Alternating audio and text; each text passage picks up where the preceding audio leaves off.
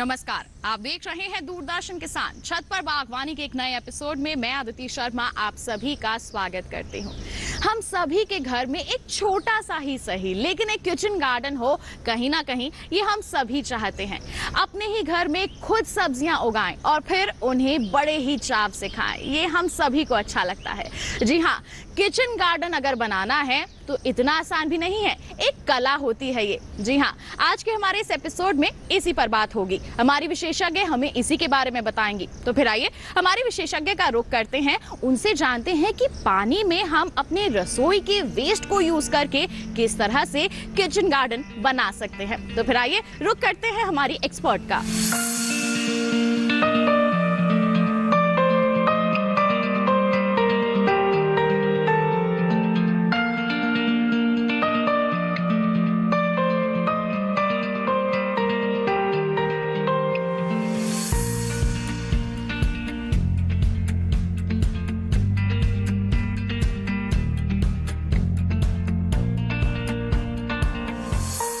Kitchen एक औषधीय भंडार है और एक टोटल फार्म हाउस है, जहाँ पे आपको तरह तरह के बीज मिलते हैं, तरह तरह की दालें हैं जिनसे आप गार्डनिंग शुरू कर सकते हैं। राजमा हो गया, लोबिया हो गया, मूंग हो गया, इन दालों के बारे में तो आपको सबको पता ही है। और माइक्रो ग्रीन्स का भी चलन आपको पता है, माइक्रो ग्रीन्स ग्रो कर सकते हो।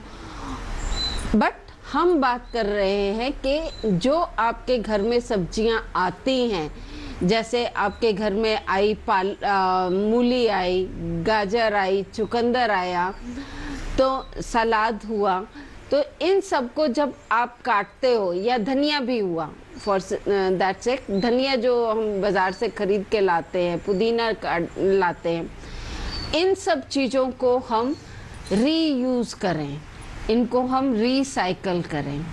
आप जब चुकंदर ये प्याज है आपका, आप प्याज के ये वाला हिस्सा काट के फेंक देते हो, आप उसको काट के फेंको मत, डस्टबिन में डालो मत, आप उसको 2-1 दिन पानी में भिगो दो और उसके बाद में आप देखोगे कि यहाँ से वो स्प्राउट होना शुरू हो जाएगा। और जब नीचे वाला हिस्सा लगाओगे तो नीचे से ये जो जड़ें आ रही हैं ये ग्रीन होके ये भी उगना शुरू हो जाएगा और इसके अंदर से एक स्टेम निकलेगी जो लेटर ऑन आपको एक स्प्रिंग अनियंस का काम, ग्रीन ग्रीन देगी, जो स्प्रिंग अनियंस का काम करेगा। सेम वे आपके ये चुकंदर है, आपने चुकंदर को काटा और ये वाला हिस्सा जो जड़ वाला है आप वो फेंक देते हो। आप इसको भी मत फेंकिए, इसको आप ज़मीन में गाड़ दीजिए। हाँ, इधर से गाड़ेंगे या इधर से गाड़ेंगे, जब टॉप पोर्शंस जो इसके इधर से जब आप छील के टॉप पोर्शंस हैं तो इसमें से भी ग्रीन लीव्स निकलने शुरू हो जाएंगे, जो कि अगेन आपको बहुत अच्छे तरीके से आप उसको किसी भी चीज़ में खाने में इस्तेमाल कर सकते हो। ये हल्दी है, जब आप बाज़ार से हल्दी लेकर आते हो तो उसके अंदर थोड़ी थोड़ी आइस अगर निकलती हुई दिखाई देती हैं तो आप उनको ग्रो कर सकते हो, वरना आप 4-5 दिन इसको पानी में भिगोगे तो इनके ऊपर से आइस निकलेंगी। जब आइस थोड़ी सी बड़ी हो जाए आप इसको ज़मीन में गाड़ेंगे तो ज़मीन में गाड़ने के बाद में आपको हल्दी के पौधे मिल जाएंगे और मल्टीप्लाई हो जाएंगे, उससे और मल्टीप्लाई होंगे, आपको घर में फ्रेश हल्दी मिल जाएगी। मैम, मैं भी घर पे थोड़ा बेस्ट आउट ऑफ वेस्ट करती हूँ, तो आप मुझे कुछ आइडिया दे सकते हैं कि मैं उसे नेचर से और कैसे कनेक्ट करूँ? जैसे हमारे घर में गेंदे के फूल होते हैं, वो सूखे हुए, उसको भी मिक्स करते हैं, तो वो बीज जब आप उनको पॉट में इमर्स करते हैं तो उन बीजों से पौधे निकल आते हैं। भाई आप सीड वाले सीड बॉल्स या सीड पेंसिल्स लेते हो, सीड पेपर लेते हो, उसमें 1-2 बीज होते हैं, बट जब आप क्ले के साथ में गेंदे के बीज मिक्स करोगे तो वो बहुत सारे पौधे निकलेंगे और वो आप अपने विंटर्स में, जैसे आपके गणेश चतुर्थी आती है, गणेश चतुर्थी पे आपने गणेश जी बनाए और आपने वो बड़ा सीड बॉल कह लीजिए, एक गणेश जी के रूप में आपने क्ले मिक्स करके गेंदे के बीजों के साथ में गणेश जी की मूर्ति बनाई और उसको आपने पूजा भी करी और विसर्जन के तौर पे आपने पॉट में डाल दिया। पॉट में डालने के बाद में थोड़े दिनों में आपके पास में खूब सारे गेंदे के पौधे उग आएंगे और वो आप गेंदे के पौधे जगह जगह पे अपने घर में लगा के again you can have a plentiful of flowers. बच्चों, ये लहसुन है आपके घर में, ये लहसुन बहुत नॉर्मल जो लोग यूज़ करते हैं वो लोग खाते हैं। तो आप इसका एक फांक निकाल के, इसको एक क्लोव बोलते हैं, बड बोलते हैं, तो इसको छील लेंगे। छील के ऐसा एक क्लोव को पानी में डाल सकते हैं, नहीं तो जैसे कि मैंने किया है इस तरीके से पूरे के पूरे क्लोव को, पूरी गार्लिक को आप ले लेंगे और पानी में डाल देंगे। तो ये थोड़े दिनों बाद 10-1 दिन में ये सारे स्प्राउट होके ग्रीन लीव्स मिल जाएंगे।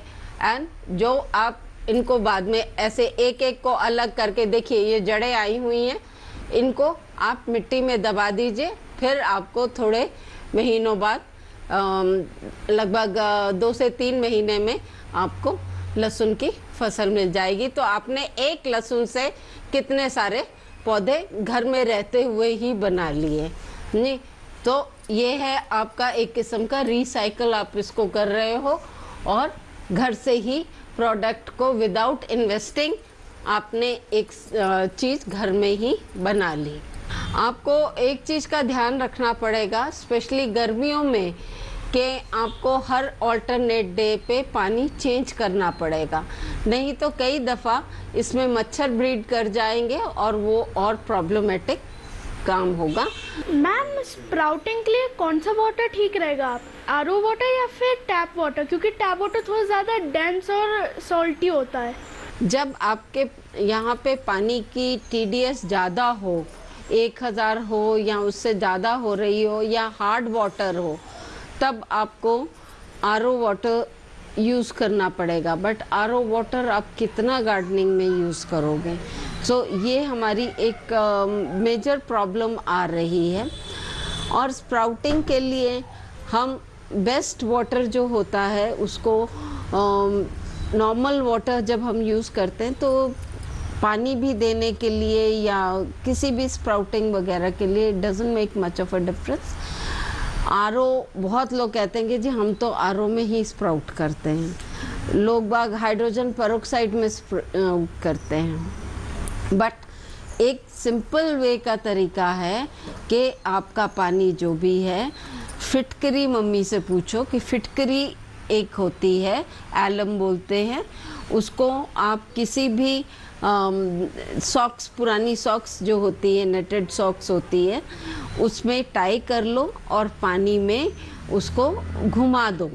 और पानी में घुमाने से क्या होगा कि जितने भी उसमें सॉल्ट्स हैं वो सारे सेडिमेंट हो जाएंगे, नीचे बैठ जाएंगे और आप ऊपर वाला पानी उसको स्ट्रेन कर लो या खाली इस तरीके से दूसरे बर्तन में डाल लो ताकि वो सेडिमेंटेशन नीचे रह जाए और ऊपर का पानी आप आरओ में इसमें वाटर स्प्राउटिंग में कर सकते हो।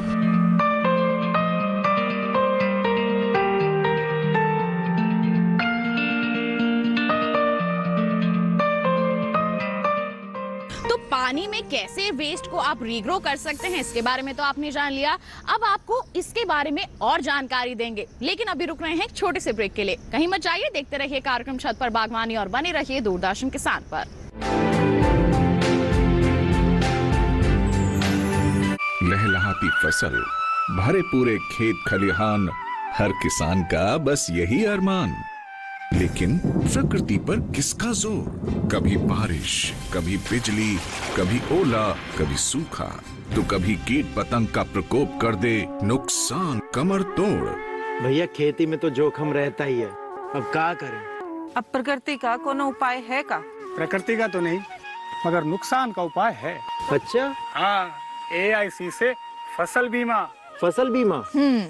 मतलब मामूली सा प्रीमियम दो और बड़ी चिंता से मुक्ति पाओ। अरे वाह। AIC से अपनी जरूरत अनुसार कोई फसल बीमा चुने, जैसे प्रधानमंत्री फसल बीमा योजना। बुआई से लेके कटाई तक प्राकृतिक आपदा से सुरक्षित रहे किसान, भरपाई हो पूरी अगर फसल का हो नुकसान। जब AIC का है साथ तो ना डर ना फिक्र की बात। Agriculture insurance company of India limited. AIC।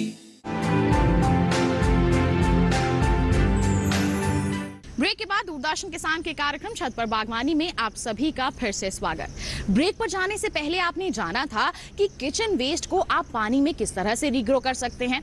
आइए अब आपको बताते हैं कि मिट्टी का इस्तेमाल इसमें किस तरह से किया जा सकता है। आइए रुक कर लेते हैं हमारी एक्सपर्ट का।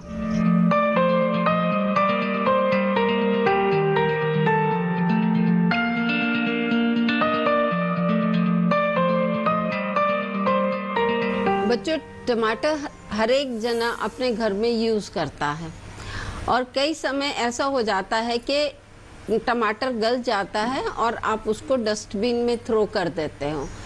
आप उसको डस्टबिन में थ्रो मत करके एक छन्नी में लेकर धो लो, तो आपको बीज मिल जाएंगे और आप वो बीज मिट्टी में गमले में डालकर उसकी पौध तैयार कर सकते हो। दूसरा एक और तरीका होता है, ये है आपका टमाटर और ऐसे आपने इसको काट दिया, ठीक है, और ये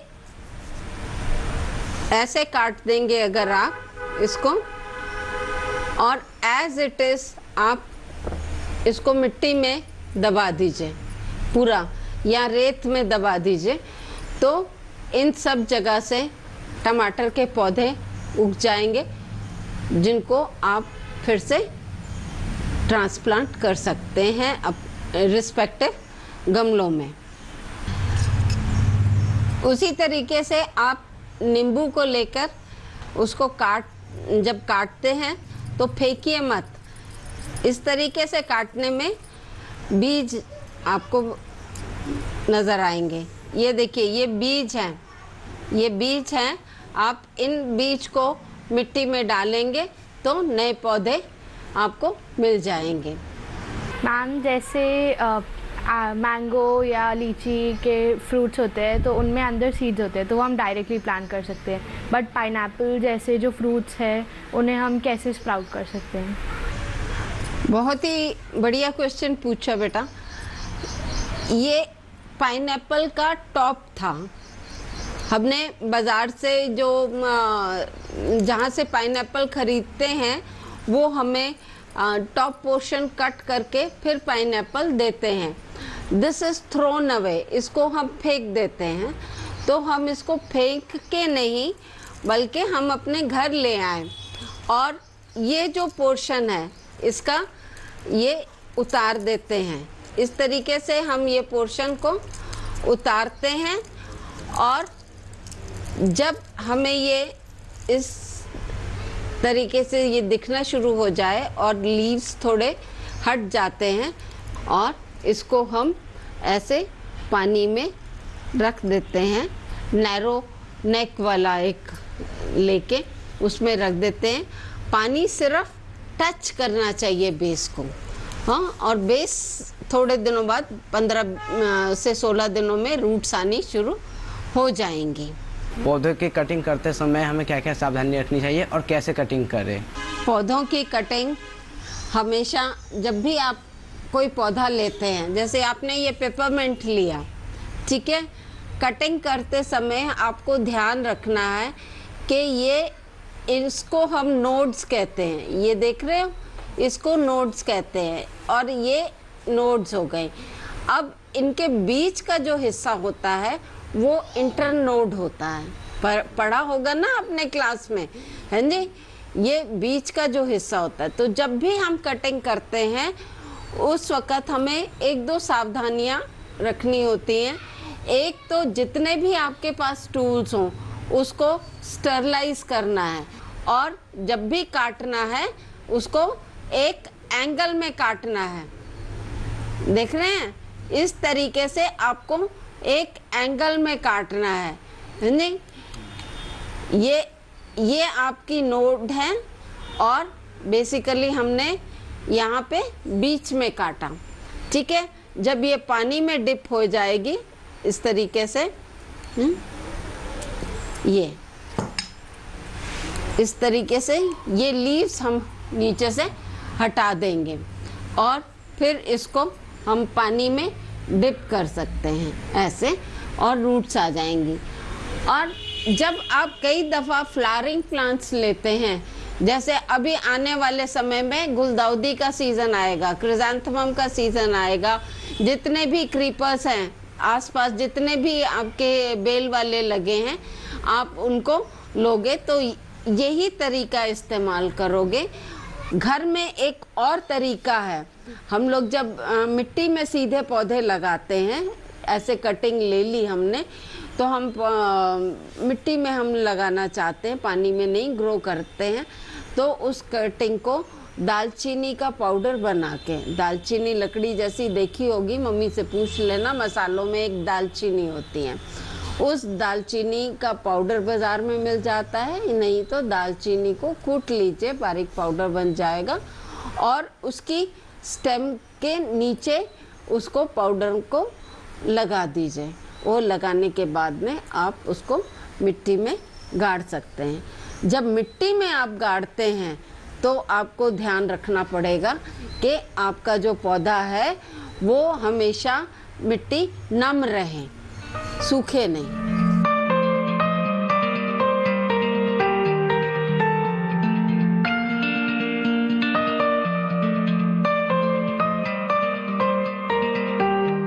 इसी के साथ बता दें, कार्यक्रम में वक्त हो चला है एक और छोटे से ब्रेक का। आप कहीं मत जाइएगा, अभी भी बहुत सारी बातें आपको बताना बाकी है। बने रहिए दूरदर्शन किसान पर, देखते रहिए कार्यक्रम छत पर बागवानी।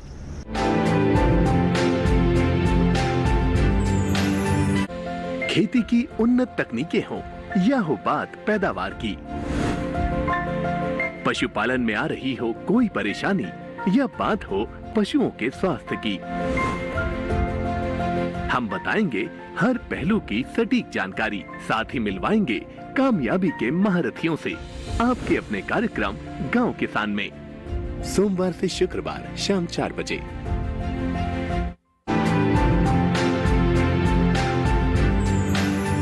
ब्रेक के बाद दूरदर्शन किसान के कार्यक्रम छत पर बागवानी में आप सभी का फिर से स्वागत है। किचन वेस्ट हम सभी के घर में होता है, लेकिन हम क्या करते हैं, डस्टबिन में उसे डाल देते हैं। लेकिन अगर हम इसे यूटिलाइज कर ले स्मार्टली और क्रिएटिवली तो कहने ही क्या। तो फिर आइए हमारे एक्सपर्ट का रुख कर लेते हैं, उन्हीं से जान लेते हैं कि किस तरह से हम किचन वेस्ट को अच्छी तरह से अपने लिए यूजफुल बना सकते हैं।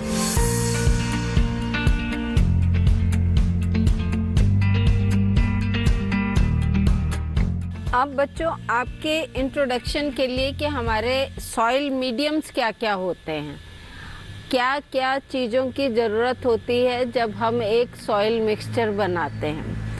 हम दो तरह से अपनी बागवानी करते हैं, गार्डनिंग करते हैं। एक हम सॉइललेस मीडिया बनाते हैं, एक तो आपने देखा कि हम वाटर में कैसे ग्रो कर सकते हैं कटिंग्स को। दूसरा, हम दो तरह की सॉइल मिक्स होती है, एक टोटली सॉइललेस और एक विद सॉइल। तो सॉइललेस में हम कोकोपीट एंड सैंड का इस्तेमाल करते हैं। तीसरा वर्मिकुलाइट एंड परलाइट ऑल्सो।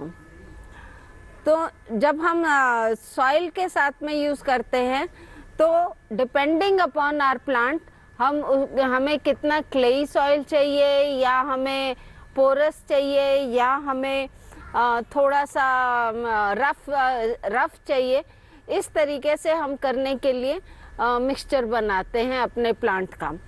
सो ये है सैंड, ये cocopeat, vermiculite, soil, normal garden soil, perlite and vermicompost. So this soil consists of vermicompost and the normal garden soil. इसको हम नॉर्मली जब लेते हैं तो हम डिफरेंट रेशियोज में ले लेते हैं और इक्वल, कई दफ़ा इक्वल पोर्शंस में भी ले लेते हैं 50-50 करके, यानी कि 50% कंपोस्ट एंड 50% सॉइल कर लेते हैं।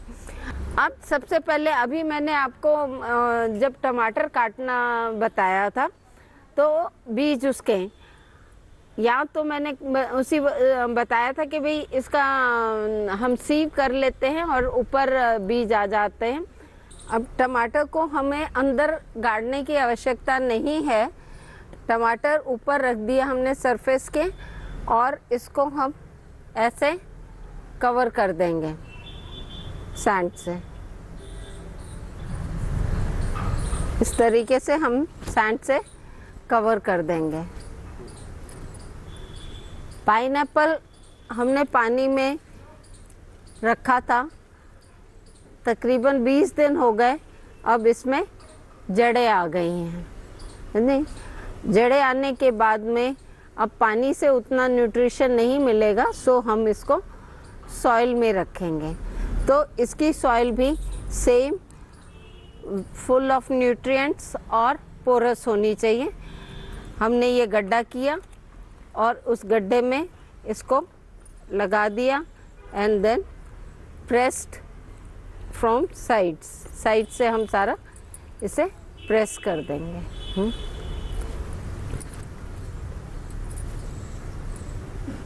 हमने दूसरा पाइनएप्पल भी आगे लगा दिया और पीछे हमने लहसुन जो उगाया था वो लगा दिया। सो एक समय में हमने इस छोटे से कंटेनर में 3 चीज़ें ले ली। पाइनएप्पल स्लो ग्रोथ है हमारे रीजन में, आपको लहसुन बहुत जल्दी हार्वेस्ट हो जाएगा, ये आपका परमानेंट पौधा है और इसके सीडलिंग्स उगे तो आप उसको निकाल कर ट्रांसप्लांट कर दोगे, तो फाइनली आपके ये 2 पौधे इसमें रह जाएंगे।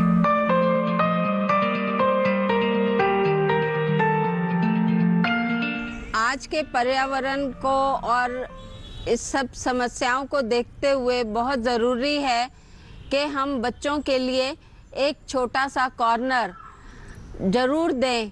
अगर आपके पास लॉन है तो आप एक ऐसा छोटा सा कॉर्नर बना सकते हैं। आसानी से जो पौधे उग जाते हैं, जैसे पालक है, मेथी है, सरसों है, ये तीसरे चौथे दिन स्प्राउट हो जाएंगे, जो कि बच्चों को बहुत ही अच्छा लगता है क्योंकि वो इम्पेशेंट होते हैं और जल्दी से उसका नतीजा चाहते हैं।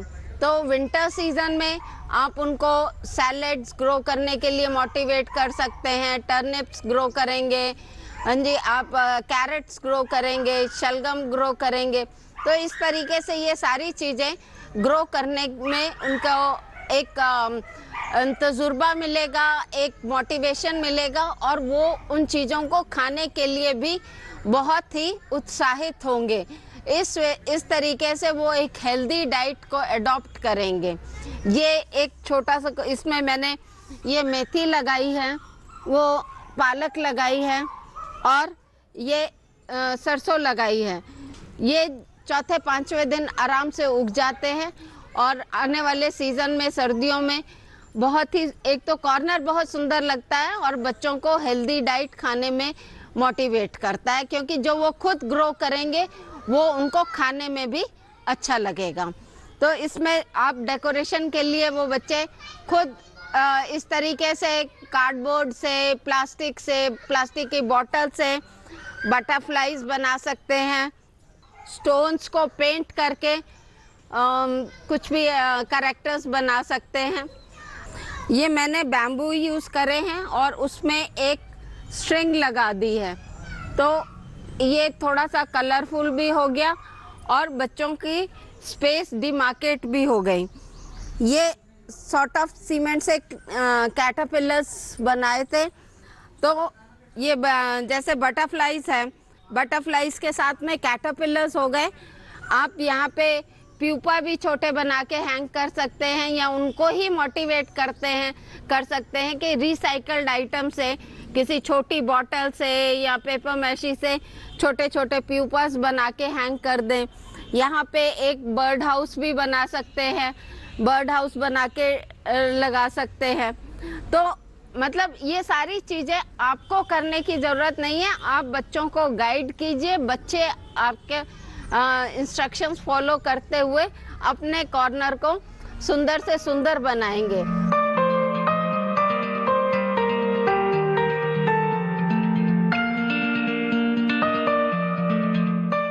तो आज के हमारे इस एपिसोड में बस इतना ही। आपने बहुत सारी इंपॉर्टेंट इन्फॉर्मेशन हासिल कर ली कि किचन वेस्ट को कैसे आप रीग्रो कर सकते हैं, अपने लिए केमिकल फ्री जो सब्जियां हैं वो उगा सकते हैं और अपने आप को हेल्दी बना सकते हैं और साथ ही साथ अपने गार्डन को भी खूबसूरत बना सकते हैं। तो आज के लिए तो इतना ही। चलते चलते एक इंपॉर्टेंट इन्फॉर्मेशन आपके लिए, दोबारा हमारा ये कार्यक्रम आपको देखना है तो क्या करना है, आप टीवी स्क्रीन पर दिखाई जा रहे QR कोड को स्कैन कर लीजिए, सीधा पहुंच जाएंगे हमारे YouTube चैनल पर और दोबारा हमारा ये कार्यक्रम आप देख सकते हैं। तो इसी के साथ हमें दीजिए इजाजत। चलते चलते हम आपको छोड़े जाते हैं कुछ गार्डनिंग टिप्स के साथ। तब तक लिए आप हमें दीजिए इजाजत। आप बने रहिए दूरदर्शन किसान पर। नमस्कार।